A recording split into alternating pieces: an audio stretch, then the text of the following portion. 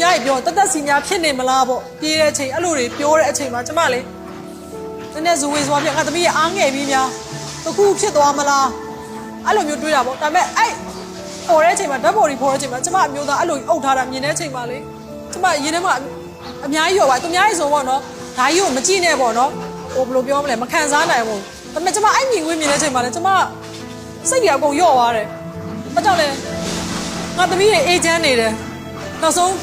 သူတို့အသက်ထွက်သွားရင်တော့သူ့ဖေရဲ့အငွေ့တက်နဲ့သူ့ဖေရှိတယ်ဆိုတဲ့စိတ်ကြောက်စိတ်တွေမရှိကြောက်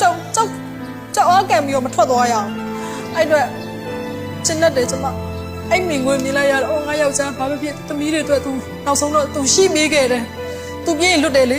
လူဆက်ရှင်မှာသူ့ရဲ့ခြေယောက်ျားတစ်ယောက်ရဲ့ခြေအားလွတ်တယ်လေဒါပေမဲ့သူမပြေးခဲ့ဘူးသူသမီးတွေနားမှာသူနောက်ဆုံးထိနေသွားပေးတယ်အဲ့တော့ကိုကလည်းဘာပြောလဲဆိုတော့နောက်ဆုံးသူလည်းအခုတကြိုတဲ့အချိန်မှာတောင်းပန်တယ်မိမပြောမဆိုမရှိမိမတောင်းပန်ပါတယ်မိမကိုလည်းခွင့်လွှတ်ပေးမိမလည်းခွင့်လွှတ်ပေးတယ်ယောက်ျားလေးအေဂျင့်တဲ့နေရာကိုသွားသမီးကြီးဆိုလည်းအဲ့လိုပဲအေဂျင့်တဲ့နေရာသွားတော့နော်မမထက်အများကြီးချစ်ပေးမဲ့လူစီသွားတော့မမကိုစိတ်ချမမကလေရှေ့လျှောက်မတန်မာနေအောင်မမမပူနဲ့သမီးငယ်လေးရောပဲမနဲ့မိုးလေကျမအမြဲနမ်းနေကြသူ့ပါကြီးကိုသွားတော့ချစ်လဲအေဂျင့်တဲ့နေရာကိုသွား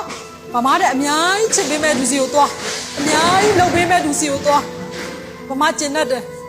စိတ်ပြောင်းနေသွားကြတားပတ်တော့အောင်လို့